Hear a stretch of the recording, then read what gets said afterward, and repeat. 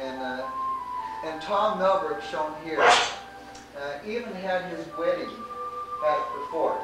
It was all in period.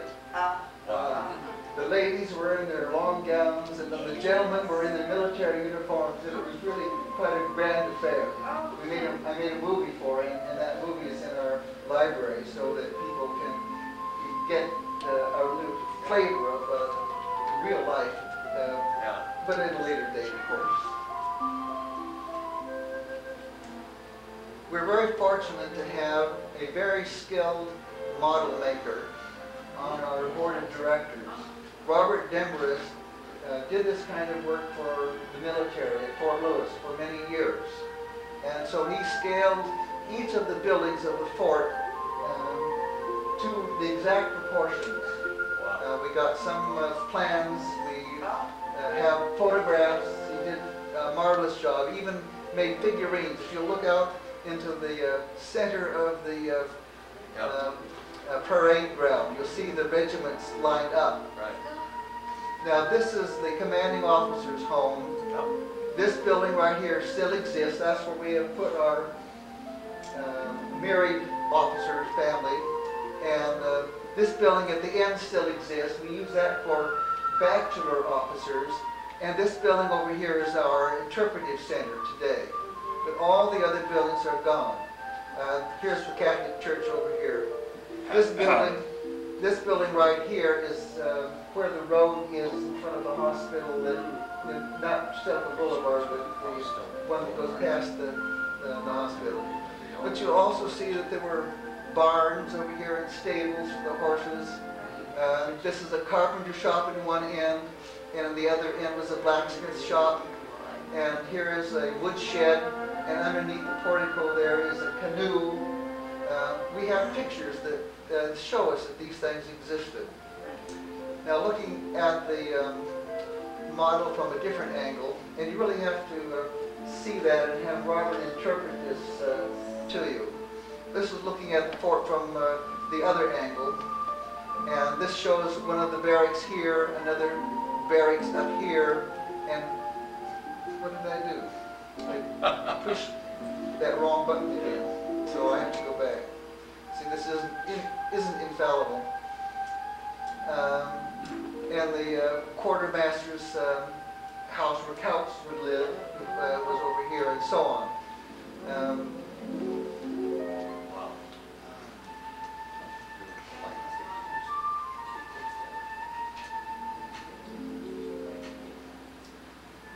This is a wagon, a water wagon over here.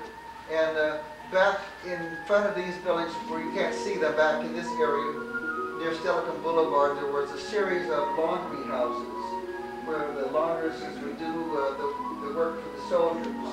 Now they had to be married to one of these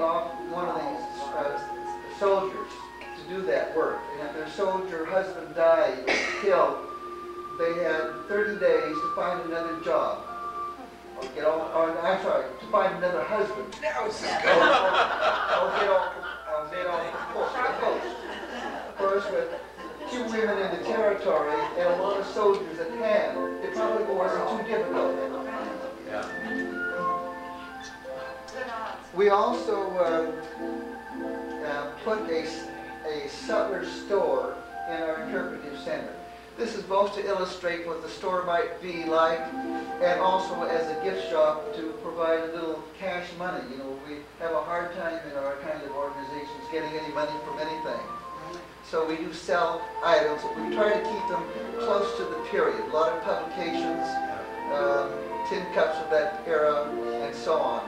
But we also modern things like mugs up here with our logo on it, which are strictly modern. Now, of course, there was no sutler store in this building at that time, but we did locate all the ledgers of the sutler at the University of Washington and had copies made. Because the soldiers only got paid every 4 months or so, and they had run up a big bill with the sutler. A lot of it was whiskey. Oh, I did that again. We'll go back. But the sutler was a very important man for the soldiers. What was Sutler, S-U-T-L-E-R. This is one of our clerks in the Sutler store. The children always go for that stuff over there, the candy sticks. It's the cheapest thing in the store, 10 cents. Well, I guess I was a kid once and it tasted pretty good. I think we have a long delay here. What does Sutler mean? Well, Sutlers followed military posts, and they were allowed to be there to provide things to the soldiers that they wouldn't be able to get otherwise. They were merchants. What does the word mean? I'm really not sure. It's the first All I know, they were merchants. They had a contract with the Army. Yeah, they had to have a contract, yes. Contract with the Army to supply. Not just anybody to come in. Yeah. We have taken the back parlor, quarters 2, where Casey lived. He lived upstairs and in 2 parts of the downstairs, where the other half of the downstairs was for his office and troop business. We have converted this for our own uses into a research library. And it's fairly narrow in scope, except for those Bancroft books up there, which were given to us. Can you imagine that? A whole set intact of Bancroft, free. Wow. We had, but we also have a number of events. Our annual meeting, of course, is an important thing because we do, like you did tonight, we elect our officers. But we do about the same way as you do. Committee selects them, and it's by acclamation. And you're lucky to fill all the slots. But we also have usually a speaker or an interesting program at that meeting, and that's always in October. That's our October event. Our first community event of note was what we called Cannon Day. After we got those cannons, we decided we had to do something to show them. So these are not our cannons, but people brought their cannons and actually fired them. Here they're showing some of the steps. And I made a film on how to fire a cannon that you can see in our interpretive center. Cannon Day was a lot of fun. It was done at the front up near those soccer fields. But then we had an incident occur which was really disturbing. The people who came, you know, they would sleep overnight in tents, and they would, just like they would have in the 1800s. And at night, somebody from Steilacoom Boulevard shot into one of those tents. Isn't that a horrible thing? And it struck one of the rifles, the stock of one of the men there. Of course, they were all ready to go home. I don't blame them. That doesn't speak to society today. But even the youngsters, you know, would get right into it and were part of the whole thing. You know, these things are family events. If you haven't been to one of these kind of events, you have to do it. Bring your grandchildren. One of our newer events, but a yearly event now, is called Christmas at Fort Steilacoom, 1849. And here the ladies are decorating the tree with the kinds of trimmings they would use in that time, popcorn and wax ornaments. We have lots of activities for children too during these events. Here Christine is showing them how to make ornaments that they can put on the tree, like we used to do when we were kids. You know, we'd string the popcorn and make all the decorations. Kids lose a lot of fun today unless they have grandparents who can get with them on this kind of thing. Are you including students from local school districts, or? Yeah, local school districts and parochial school districts in the area. I'm trying to get the slide to change again. And of course, we have to have Father Christmas. It wasn't called Santa Claus, you know, at that time. It was Father Christmas, so you'll see a little difference in the garb. But this fellow is a great storyteller, and he's telling the story of the night before Christmas.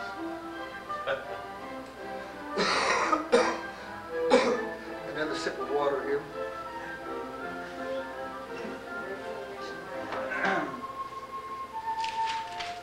We also do a number of programs in cooperation with other museums in the area. This is part of our Inquiring Minds series, which is sponsored by various museums like Steilacoom Museum, the DuPont Museum, the Fort Steilacoom Museum, and in cooperation with the Washington Commission for the Humanities. It's a wonderful program. But they had to start charging us some money for it, and so we can only afford one speaker each these days. And that costs us $100, but it's free to the public. We offer it free. We also get into the spirit of the Steilacoom 4th of July. Who was that? That Oh, person? that was Jerry Eckram impersonating Guess Who? Mark Mark Twain. Twain. Yeah. Jerry Eckram, by the way, is a local author. He has written Remembered Drums, the story of the Indian War of 1855-1856. He's really quite a young man. He's now the librarian at the Weyerhaeuser Corporation. He's working on another book, trying to get it published. So we take our little booth down to the town of Steilacoom during the street fair, and we actually earn about $300 or $400. And here we have loaded our small mountain howitzer on the back of a truck to enter in the parade. But this is our spot. Nobody else can have the spot, right in front of the town hall. We have that every year. But it's fun. And it's good to be involved with other organizations. Here we're involved with the Civil War Roundtable. It's really a group which talks about history of the Civil War. But they got a whole bunch of people to bring their cannons to the fort and demonstrate to the public how they're fired. Now some of these people are in northern uniforms, and here's some southerners here that really don't belong in this picture, but they had the cannon, so we invited them.